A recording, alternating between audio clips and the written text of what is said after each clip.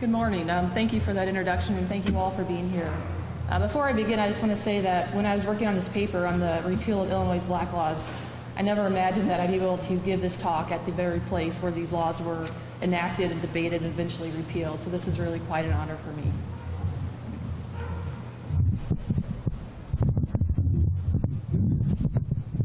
Thank you. On February 6, 1865, gun blasts rang out in Springfield, Illinois. Unlike most of the fusillades launched during the preceding 4 years of gruesome Civil War, the shots fired in Springfield reflected merriment rather than malice. The cause for jubilation was the repeal of the state's black laws, which had stringently curtailed the legal and civil rights of the state's African American population. The Illinois General Assembly nullified the black laws 6 days after becoming the first state to ratify the 13th Amendment, which abolished slavery. It was not happenstance that these two events transpired within a week of one another. My talk today argues that Illinois Republicans helped shape the meaning of emancipation in Illinois through the repeal of the black laws. The abolition of slavery reverberated throughout the northern states where white supremacy had long dictated law and custom.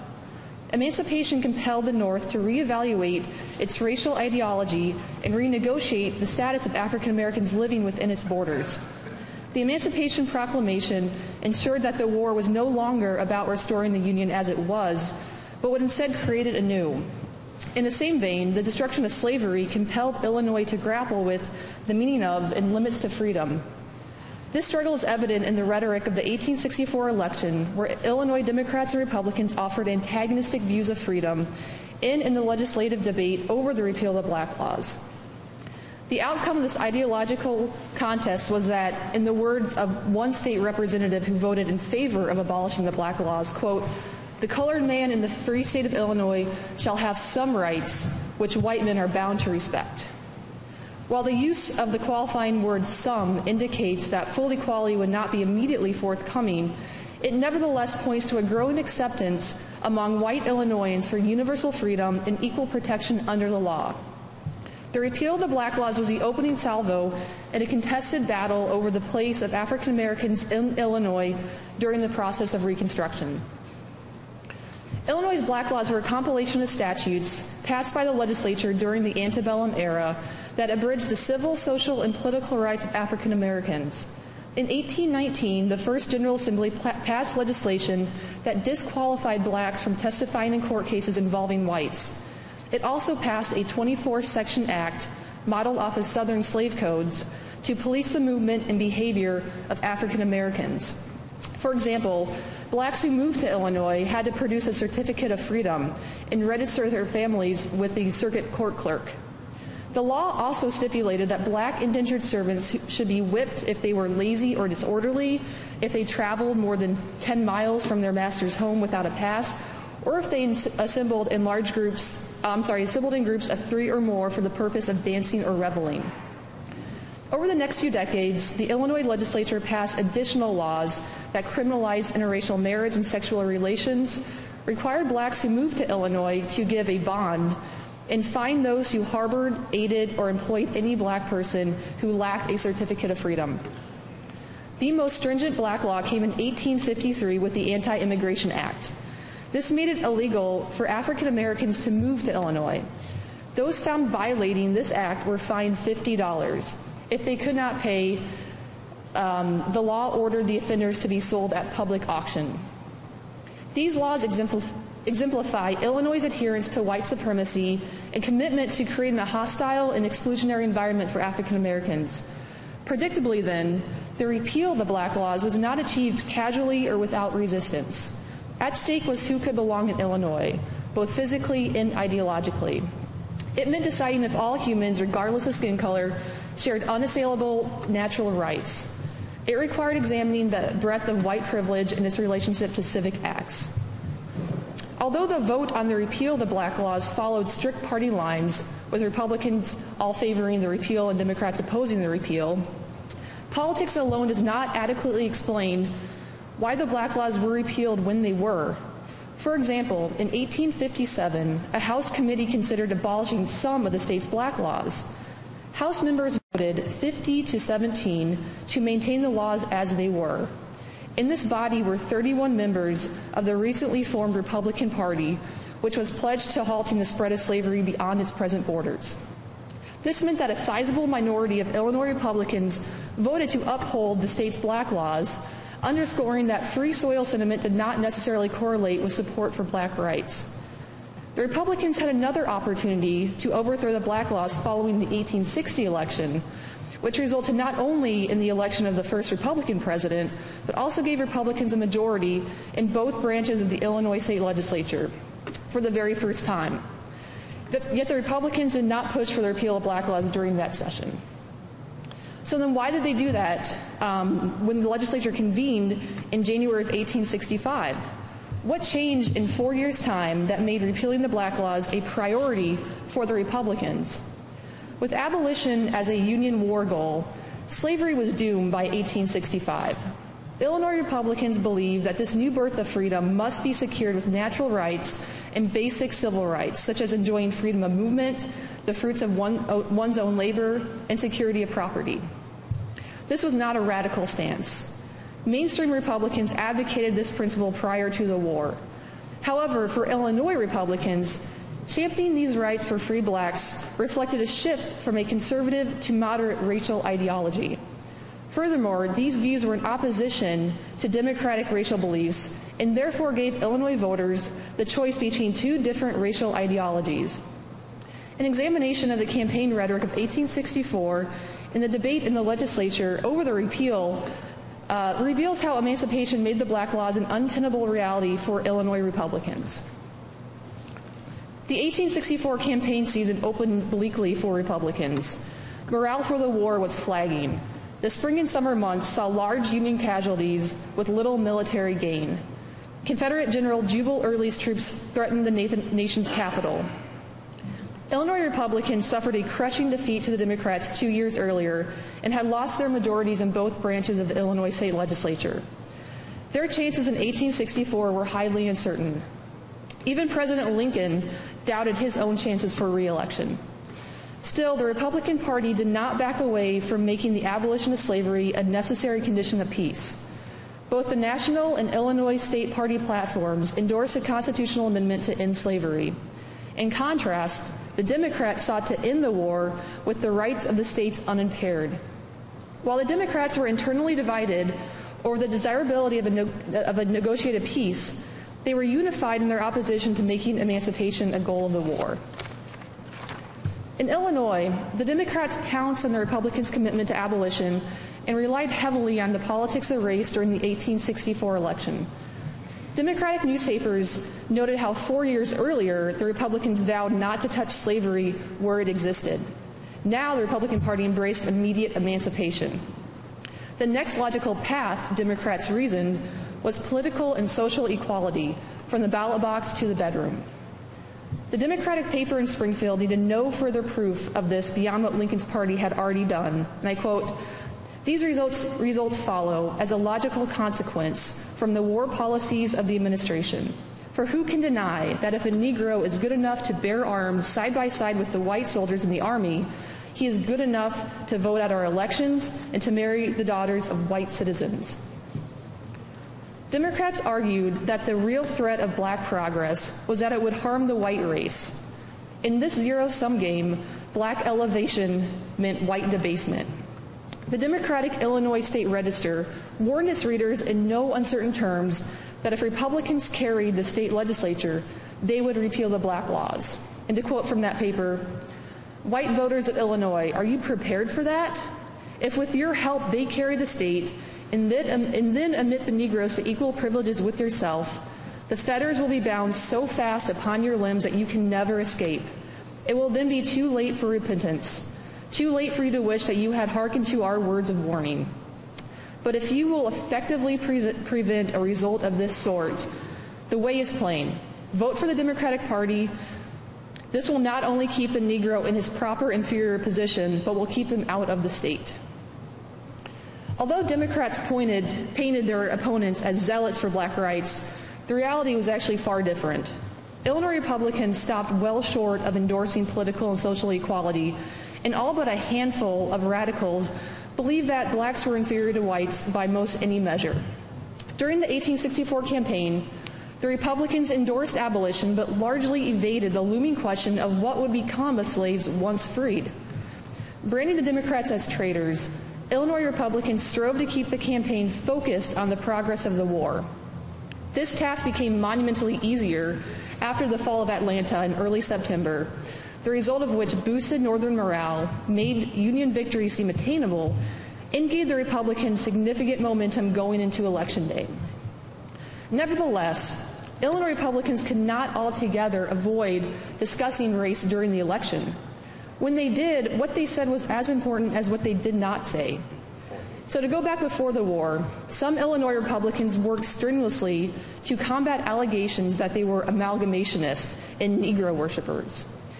For example, in an 1858 speech at Chicago, Republican Senator Lyman Trumbull told his listeners that, quote, "I want to have nothing to do either with the free Negro or the slave Negro.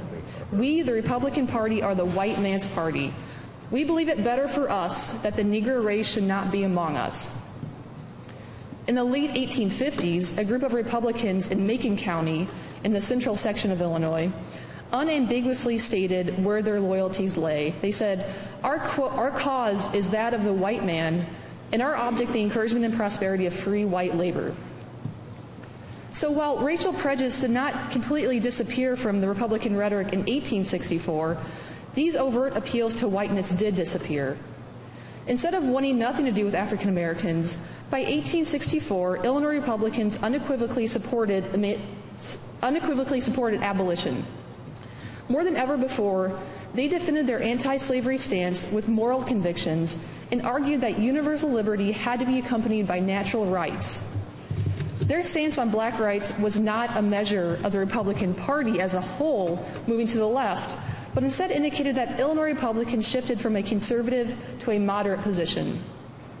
At a large Republican meeting in Springfield in September of 1864, William Herndon, Lincoln's law partner, defined liberty as, quote, "the right of each man to think, will, and act just as he wishes and pleases, working out his own happiness in his own way, subject alone to the equal rights of every other man." Slavery's crime, Herndon went on to explain, was a denial of these rights. Northern Republicans disavow these views even in the Democratic stronghold of Southern Illinois. While stumping in Union County, Andrew Kuykendall, who was a nominee for Congress, was interrupted during a speech by a spectator who asked him if he did not love the Negro, to which Kuykendall replied that he thought 40 times more of a loyal black man than a disloyal white man. During the campaign of 1864, Democrats and Republicans staked out different positions on race in the place of free blacks in society.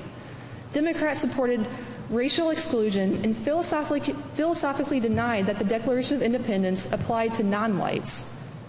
While Republicans did not endorse political or social equality for blacks, they did acknowledge that whites and blacks shared a basic humanity and both should be guaranteed life, liberty, and the pursuit of happiness.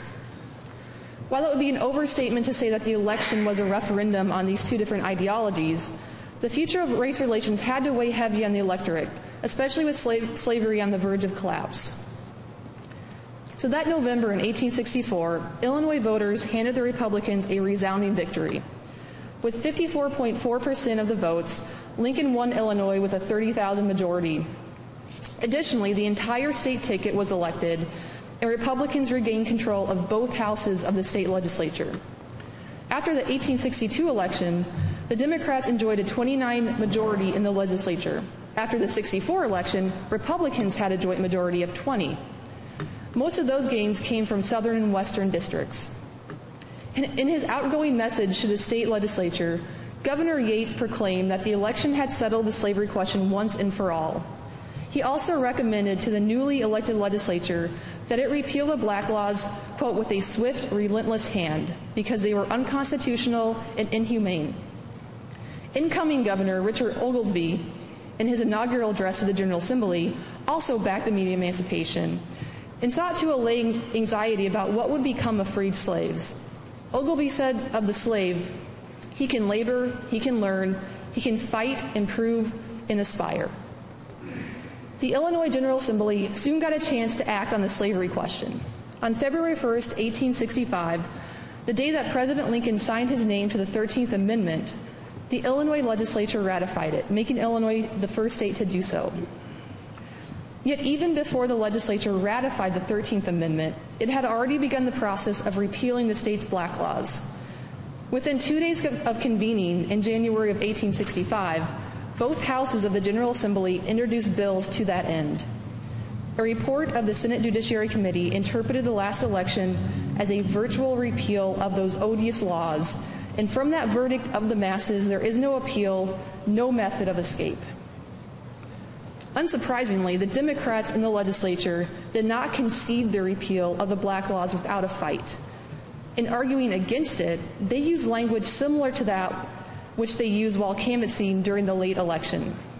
They warned that repealing the black laws was only the first step in bringing about full social and political equality between the races. Democrats also argued that the repeal would bring into Illinois a deluge of African Americans who would become paupers, commit brutal crimes, take their jobs, and marry their daughters. Senator John Lindsay of Peoria County, one of the few Democrats to vote for the 13th Amendment, explained that he wanted freed slaves to remain where they were and wished to keep, quote, the noble soil of Illinois free for the white man and not for the Negro. Is there anything barbarous in that? For many Republicans, there was something barbarous in that. It denied to a group of people basic liberty by restricting their freedom of movement and the ability to pursue a livelihood unmolested. Republican legislators believed that the war and emancipation made repeal the black laws an urgent necessity. In part, this was because some Republicans viewed the black laws as an extension of slavery.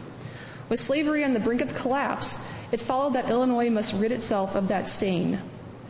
During the debate over the repeal of the black laws, State Senator Andrew Metcalf of Madison County maintained that, quote, the whole pack of these black laws originated in the barbarism of slavery and they ought to be swept away altogether with it. Another senator asked, shall not Illinois also be free? There was a sense that the end of slavery inaugurated an enlightened progressive era. State Senator Jasper Ward of Cook County warned that anyone who opposed the repeal of the black laws, quote, places himself across the path of the progressive chariot of the age and is sure to be ground to dust. Furthermore, Republicans reminded their colleagues across the aisle that black soldiers fought and died for the Union cause, and this sacrifice entitled African Americans to fundamental civil liberties. Representative Eugene Page of Lake County dreaded the possibility that a black veteran from Massachusetts would come to Illinois to visit a comrade in arms and end up on the auctioning block.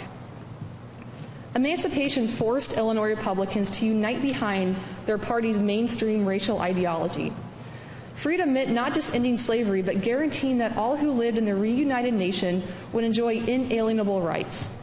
The black laws were unsustainable by this logic.